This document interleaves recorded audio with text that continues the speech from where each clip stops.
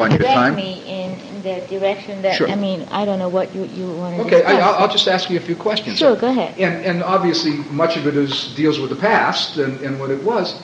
I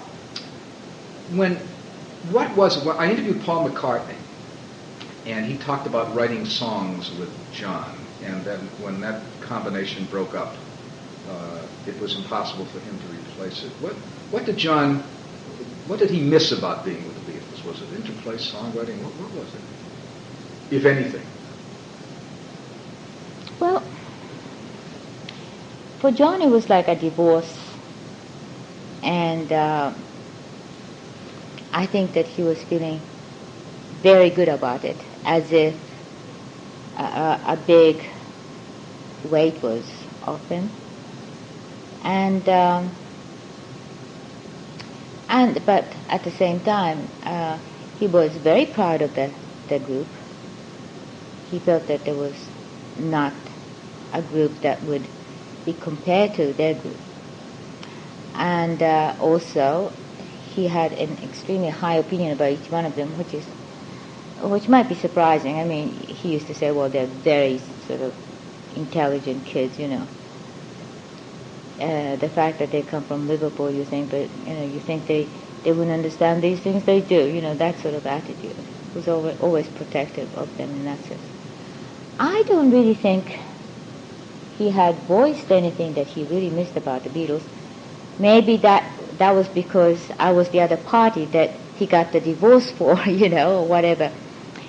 But at the same time, that's a very bad thing that I said, like he got a divorce for marrying me, so it sounds like, yes, don't worry, things like that would, I was, I fell into the trap right away about saying, oh, does that mean that you broke up the Beatles?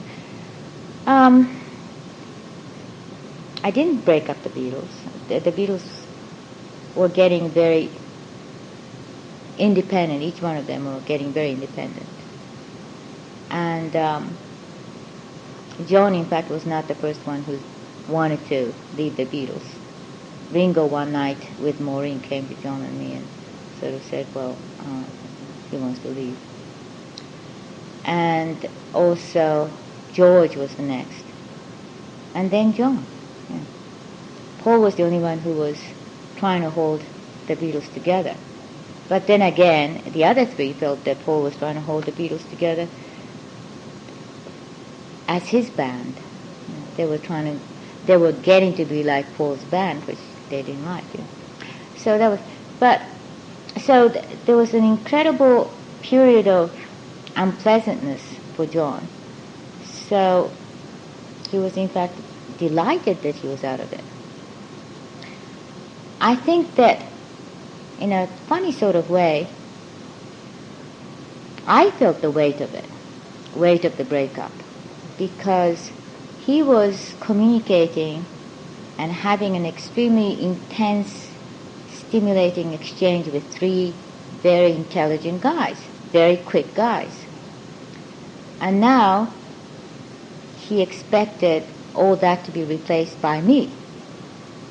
And so our communication was very heavy, and it went very well. But at the same time,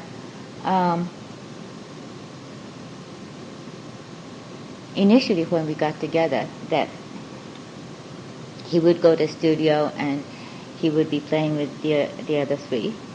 I had a little time off, in a way. But that was gone, Well, that had to be a heavy load to... it was a very heavy load, yes. That. But also it was a challenge, And also, I did understand the situation. It was like Duke of Windsor announcing to the world that I am with this woman, of course, who is not going to feel honored and make sure that I respond to his expectation. Well, there was also a dark side of that, too. You were painted as a villain in many quarters. It was Yoko that broke up the Beatles. How did you react to that? Well, that was something that was going around in the world, probably not just in whispers, in many loud statements, but we were sort of together and the closeness of it. And, of course, the people around us are not going to spell it out to us. So, in a way, we were shielded and protected from that sort of street talk. But you knew it was out there somewhere. Of course, we were aware of it, but it didn't hurt me so much in the sense of somebody who are personally close to us saying something nasty. You know. Then when just before you started writing songs and you got involved in songwriting, did the chemistry, did John miss the chemistry between he and Paul? What Paul explained to me, they used to sit opposite each other and watch each other. Well, I think that was like done long time ago when they really wanted to be number one. Yes. At the time, that ambition of wanting to be number one together united them, and they really wanted to make a song together. There was that. John probably felt that he needed the commercial side of Paul, and Paul probably felt that he needed the artistic side of John. But when they became successful, and I only met them after they were successful, it was more like Paul calling John and the others, obviously, and so saying, okay, it's time to go to the studio, you got some songs, ready, and John was writing quite a lot himself. He was writing pretty much on his own. Pretty much on his own, yes. What had been your pre-meeting John? What had been your perception of the Beatles? Had you been a fan? Had you known very much about them? I didn't know very much about them. That seems to be something that nobody can believe, and most people keep saying, well, how dare she would say such a thing? Of course she must have known, etc. Of course I knew the Beatles as a social phenomenon, just like I knew about Elvis. But I knew very little about Elvis anyway. But I read the newspapers about these long-haired kids or something. Where were you living at the time?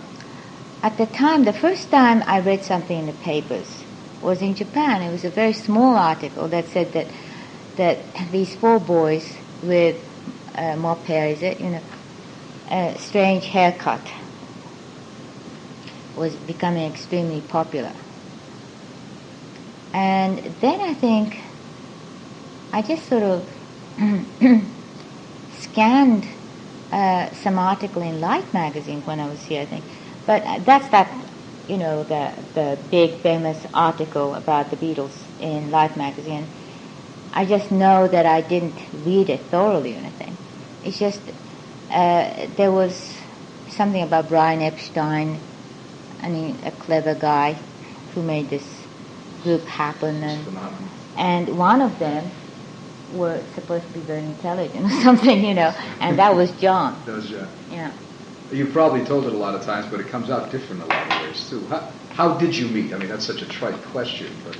Well, as you know, that I met him when I was doing a gallery show in Indica Gallery, and it was the opening night. And I'm sorry, I chain smoke, and I'm sure it's very unpleasant coming from LA and all that.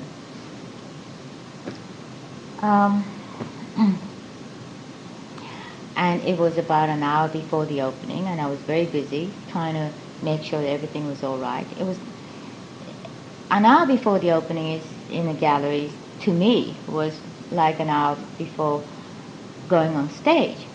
So I was very busy and nervous. And then John Dunbar brought this guy in, and I don't think John Dunbar he definitely did not properly introduce me to John. They were just sort of looking around independently. And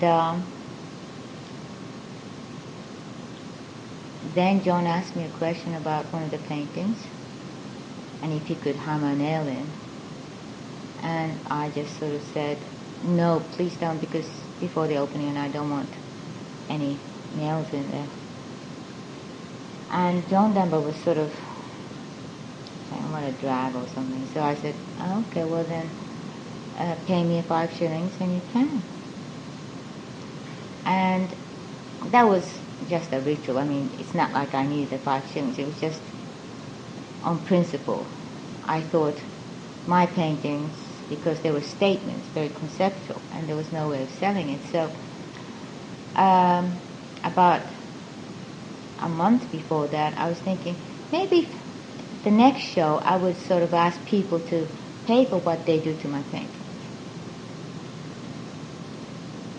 But I wasn't going to do that until he said, could I hammer a nail in? And I sort of tried that one, and he said, well, could I hammer an imaginary nail in and pay you an imaginary money? So I thought, oh, that's pretty good. Lock them up. And you didn't know who this was? At the time, I didn't. First impressions? The impression was surprisingly, I mean, you talk about meeting so many people in a gallery show, all the visitors, and it was a show that was fairly word of mouth kind of known. Oh, it's not just word of mouth, it was written about, etc. So, and a lot of very interesting people came, but I did remember John because he had a very gentle kind of warm look, and I don't know why, but I just sort of thought, well, if I'm not busy, and also I was married then, but the pity I could have an affair with a guy like this, but that's that, I was more involved in my work at the time, and it wasn't the time to sort of start some later on, energy-consuming affairs. Yeah. Later on, when you did get together, and he invited you into the recording process, or you got it, you must have had some insecurities about going to start making records and writing songs with one of the world's leading inventive people. Not at all. Never had it. Well, first of all, I started writing songs when I was before I was 5 years old, because I studied composition and classical composition and played the piano, and was it when I was 4 or something? There's a kind of concert that all the students would show it to their parents, recital kind of thing. And somebody just recently told me, a classmate of mine in Japan, said, I still have your song, Is that thunder, or what is that noise? That's the subway. Whoa! I was wondering what periods of thunder are going on there. And I was writing sort of 12-tone type of songs in Sarah Lawrence, and was heavy into music. So pop songs seemed like such a relief. I mean, the chords are simple, the rhythm is simple, it's all 4 in the beat, 4 in a bar. And lyrics are all just sort of da-da-da-da-da-da. Who suggested to who that you start working together? Did John encourage you, or did you push your way in there, or ask to get in? Or? I wasn't asking anything. I mean, I wanted to keep on doing my avant-garde work. And I think John felt that we should do everything together in a way. And when I was asked to do a show in Cambridge, and this was something that they asked me before we started to live together, and it was kind of, the date was set, and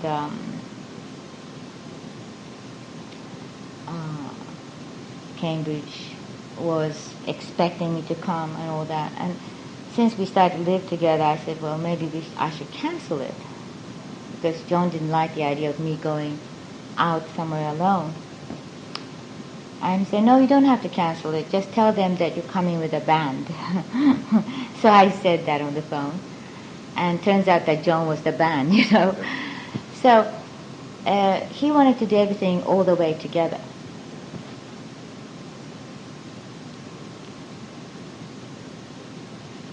And, oh, well, you know, when he's writing something, he would say, oh, give me a chord, or, you know, oh, give me something that rhymes with this, or whatever. And he just went into it naturally, I think. How did you react, Yoko, to now you live with and eventually marry this famous person, and while you had been doing artistic work, you were certainly not a world figure at that point. No, I wasn't a world figure, but you see, there are several things that were sort of misinformed, to put it mildly. I mean, one is that when I met in Indica Gallery, that one I said over and over again, John said over and over again. But then after John's death, just so that John cannot complain because he's not here, a lot of people in England started saying, well, John said that when he went to Indica Gallery, he was totally drunk, he was up all night, and he was unshaven, this and that, you know. And he wasn't. I mean, I hate men who drinks, and I'm very good at smelling their breath and all that. And one, he didn't have a drink, I know that. And he was well shaven, he was looking his best. There was another gallery opening of Klaus Oldenburg in London, about 2 weeks after that, and I met him then. And at the time, yes, John was probably up all night. I don't know what he was doing, but he looked like a totally different person. Unshaven, looking very sort of angry.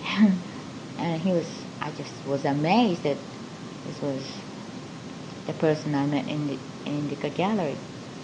Now, what was the question? The question was, how did you take it being in the spotlight? Oh yeah, that one too. National, international. That's another thing that is misinformed. That since we got together, they always said, "Oh, she was nothing in the avant-garde. She was just a hanger-on there, etc." But I was pretty much known in the avant-garde to the point that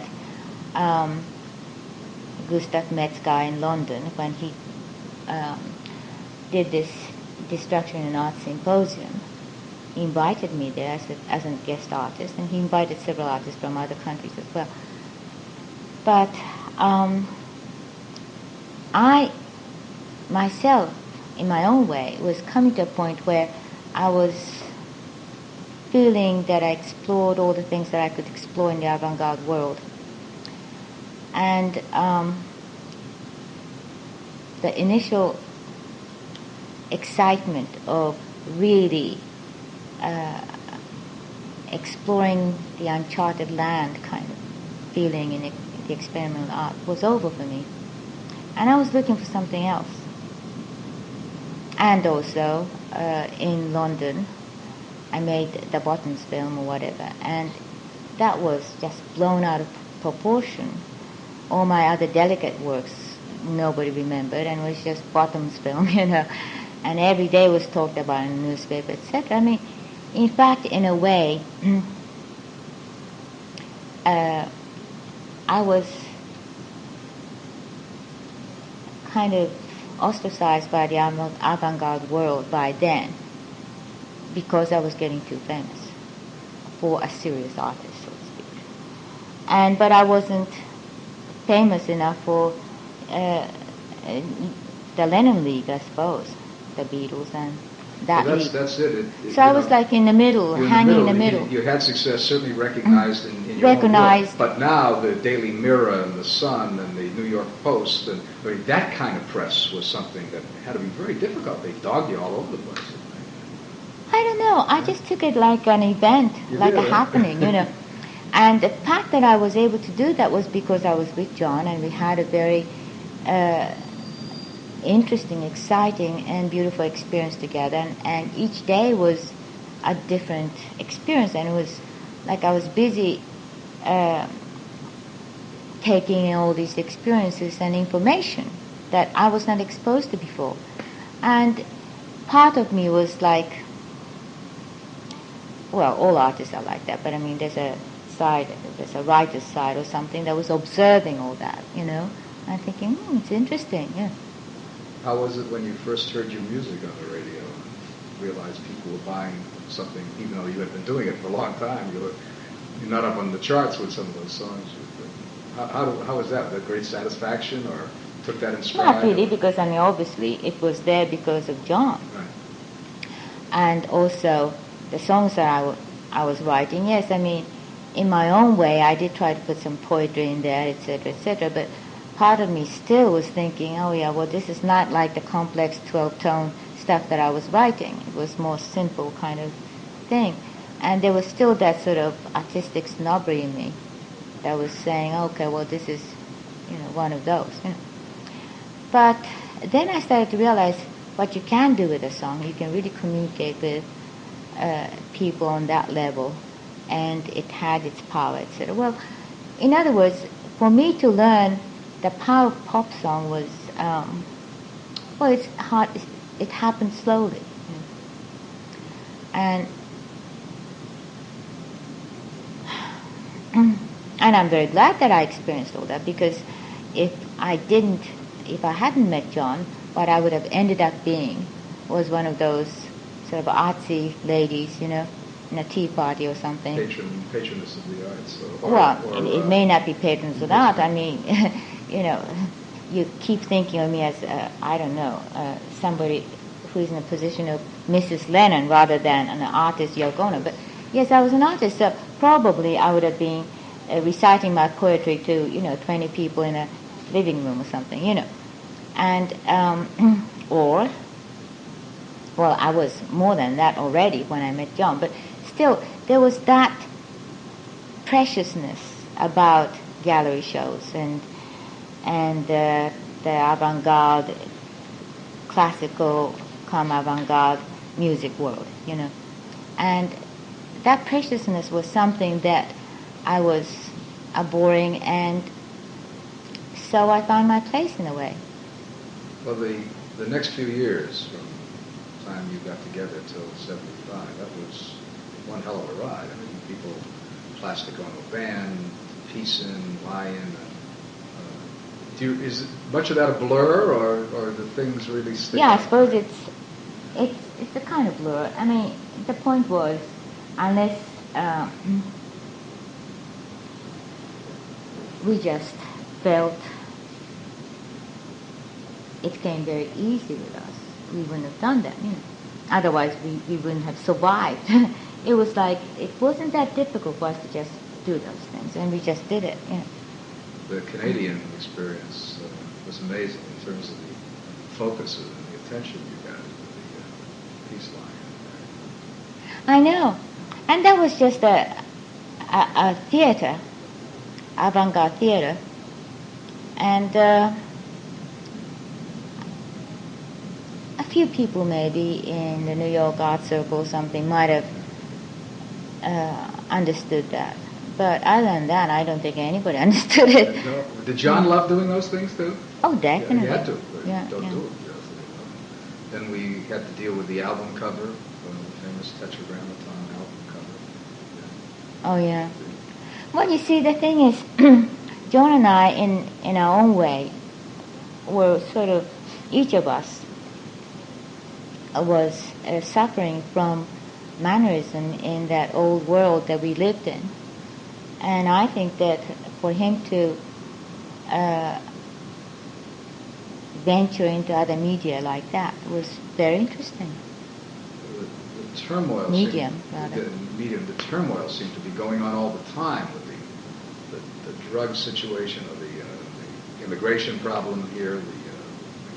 But you both seem to be just zooming through it there at that time. Well, the problems came from outside, not from within, and that's the only reason why we were able to cope with them the way we did. I think that castle can only fall from inside, and the castle was fine. It was your relationship appeared to those who had any experience at all so intense and so genuine. It was very intense, very genuine. I think that was the savior, probably. the saving grace. And during this period, there was, did you feel you were being criticized by the outside world at all for leading this Beatle down the path? Did you ever get that sense that the people were knocking you for? Well, definitely there was a tendency of if we did something that they didn't like, it was me, and if it was something successful, it was John. There was that, of course. And but it was a learning process. I really think that life is a process of learning, and we are given, each of us are given the light in which we learn the things that we have to learn. And probably John and I had to learn those things. Especially me, probably I had to learn experience of humiliation. and probably it was good, I don't think, because otherwise I would have stayed the proud Yoko Ono, And it was good for my pride, I think, to learn lessons like that. How good a songwriter do you think you were, or are? I mean, or were back then, between 70 and 75? Well, I mean, you better listen to them and make your own judgment, But I mean, that's the same thing with asking John what he thinks about his songwriting. I mean, a song means different things to each person, so I would know. I mean, I did my best. Or, I don't know, I did my best is not exactly the right expression, because it's something that came to me and I wrote them. What happened between 1975 and 1980? People were not making records, especially. Oh, the Dakota Days, so to speak. Yes. Well, it wasn't like we weren't really doing anything. I always just tell the story, but in the Western culture, they feel that, say for an artist that I struggled and painted this painting, spending a whole year, then you think, even if the painting is a total dud, you think there's something to it. A year, he spent a year for this painting, But there's a story about a lord, a Japanese lord, who commissioned a painter to do a painting for him. And a year passed, and nothing happened. So the Lord sent a messenger, and the painter said, "Oh, all right, just wait in the next room." And he just scribbled something and gave it to the messenger. So of course the messenger went back to the Lord and said, "You know what he did? He didn't have a painting ready. He just did it when I was there waiting in the next room." So the Lord was very angry and summoned the painter and said, "Well, I understand that you weren't ready for anything, and you just scribbled this thing while the messenger was waiting in the next room."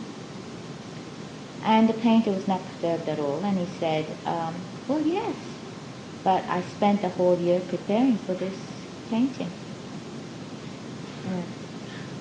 And I'm sure that everybody knows how the Beatles wrote very fast songs, They were very fast, quick in writing songs. And John was very, very quick.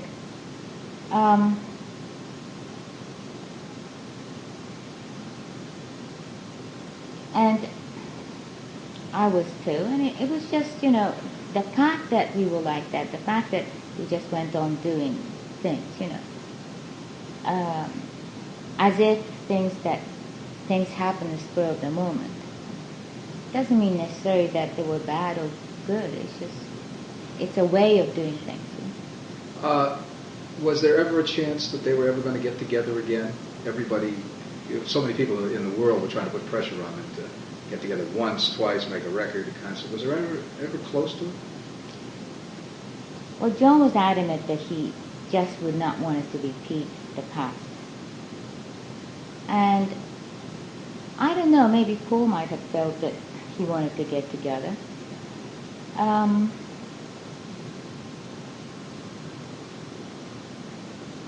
But on the side of John, I think he was very adamant. And at one point, when we were separated in 1974, I think, between 1973 and 1975, like 18 months or something like that. I think it was a marvelous chance to see if John wants to go back to the Beatles. But he had no desire for that, and in fact, he immediately got so expected to do something together. And then I think he was thinking of doing something with Harry Nilsson or something like that. But it seems like it never crossed his mind, that one. And was it ever discussed in the early on, after they had broken up in 1970, or really for all intents and purposes, did he ever discuss much about it? Because there certainly was a cry to put them together, get them back together again.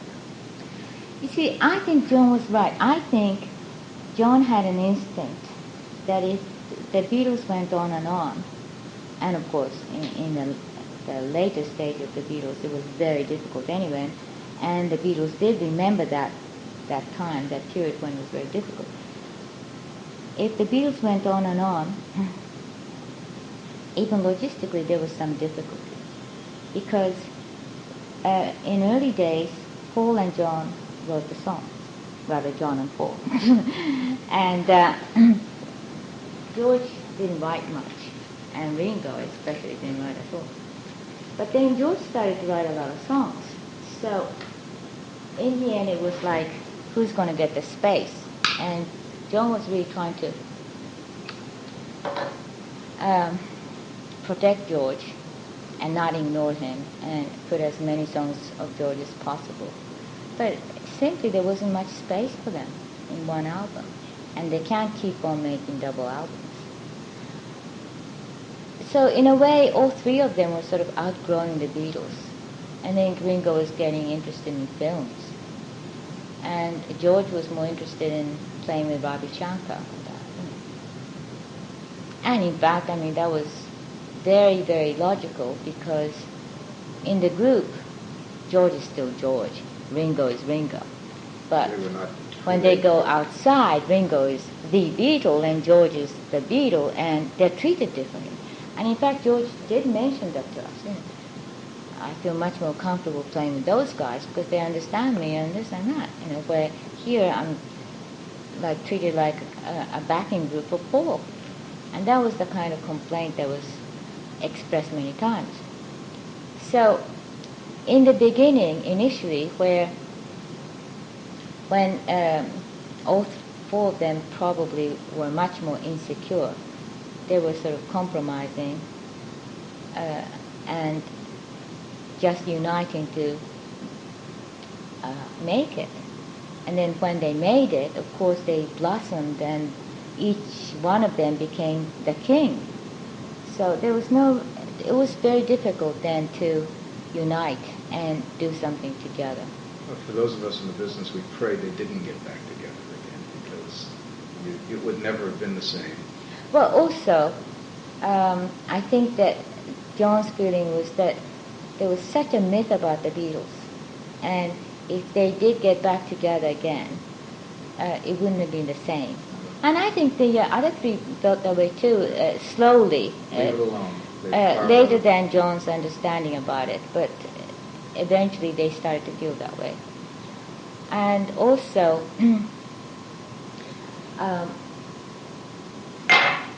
John kept saying that if we had kept playing like that, we would have died in public, crumbled in public.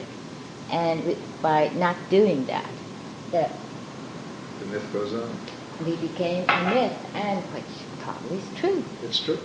It's you're now selling compact discs of that time and that group that had been besmirched by seeing four people who couldn't get it back on together again. Well, so much of that would have dissipated. So, you know, I was not intending to do anything, really. I mean, I was part of that big thing that happened and kind of being shoved around just as much as all of us, you know. But you can't have it both ways. If you're going to blame me for breaking the Beatles up, you should be thankful that, you know, I made them into a myth rather than a crumbling group, you know. But I mean, of course, I that's just a joke. But I think everything happened in a way that was good for all of us. The Double Fantasy album was a marvelous album, and you really had major input into that one. What I did then was, John told me that she's not going to do an album without me, and my feeling was, if I did louse it up for John by making music that is too far out, then I would not only feel guilty, but I would never live it down. So I was very careful in writing songs and putting songs that were more acceptable than something that was very experimental. Were you happy with it, even though you were writing to make them acceptable? Were you pleased with what came out? I was happy with most of them, I think, because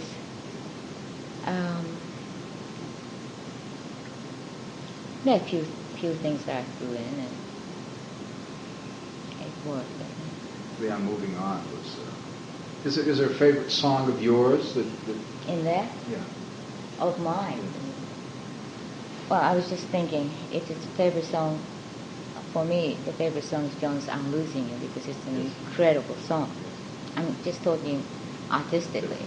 Of course, women, beautiful boy, but John, those songs, on a personal level, it's just still hard to listen to, but I mean, it's something very personal, and I love them, of course, you know.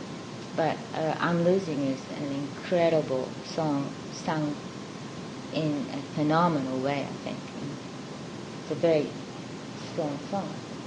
Will John be known equally for his own? Well, my favorite song of mine is Yes. probably Give Me Something or Kiss, Kiss, Kiss. I mean, one of Yes. those. I was wondering, this is all speculation. Will he be remembered as much for his own songs and his own career as much as he was known as a part of the group? I think that the part of him that he was repressing, because as a commercial group, that side was something that he couldn't bring out, came out after John and I got together. And he would be remembered for that too. And more speculation. Had John continued and been alive and been creating ideas, what did he want to do? Did he just want to make a record every year and a half, or was there something he wanted to find new talent, create, write Broadway shows, write opera? What would have been? Well, find new talent is the only thing that I don't think John would have wanted to do, because I know that he was still interested in his own talent.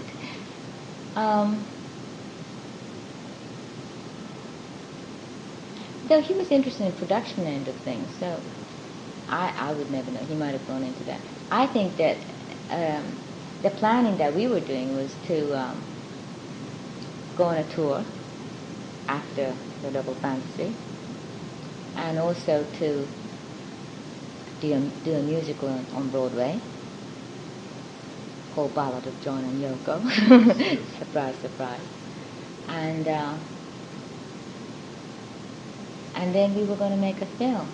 But that's about all. But that's hands full. Oh, that's hands full. That's and 5 then years. while we were doing that, of course, we would have thought of the next album. Well, we were thinking about Milk and Honey. That was already set. You know, we were going to make that film. So a record. So after that record, probably we would have done another tour or something like that. I don't know how successful we could have been, because the kind of planning that he was doing about it, but it might have been all right. I don't know.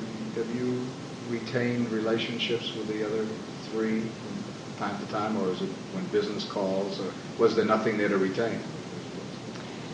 Well, I think that circumstances made us apart, very much apart, and also made it very difficult for us to communicate. But again, circumstances made us understand each other a lot, you know. It's a very complex situation. John and I were probably closer to Paul and Linda's situation more than any other couple in the world. And so we certainly understood what Paul and Linda were going through as a couple. Against or with the world, so to speak. And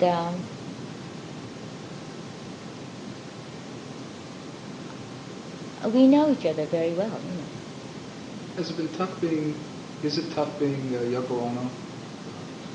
Well, I don't know any other life, so I wouldn't know. I think that I certainly got my share of things, good or bad. But it's interesting to know that there's so many things that I don't know or I didn't know, and every day is a discovery. And it's just quite exciting to learn so much. And I prefer that than to a life where you don't learn after a certain age, you know. But you are visible. There's security and there's privacy and there's void arrays and things like that. But, it seems like you carry a weight with you. You know, you certainly carry it well and you go about your Well, life. it's a different kind of weight probably, but I think that all of us are carrying some kind of weight, and it's just a matter of a different kind of arrangement of life, you know. And I have one probably strength about me is that I'm very versatile. And this is the situation now, and I can cope with it. Thank you.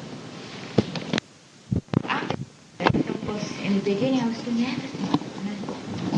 It's too big for me. It's time to start delegating. This thing is too big for me. Have you for one person. Have you been in touch with him, with David at all, with that aspect of it, with the film? Have you? We have been in touch many times, and I just know. I mean, I'm not trying to sort of call him up every day or anything like that because, you know, I mean, I'm trying to, since he is a very credited person in that field, so I respect that and all that, and his way of doing it, you know. But we're keeping in touch just to sort of make sure that we say hi. And well, we're doing the soundtrack album with him, with the cuts, and that should be very good too. I think it'd be terrific.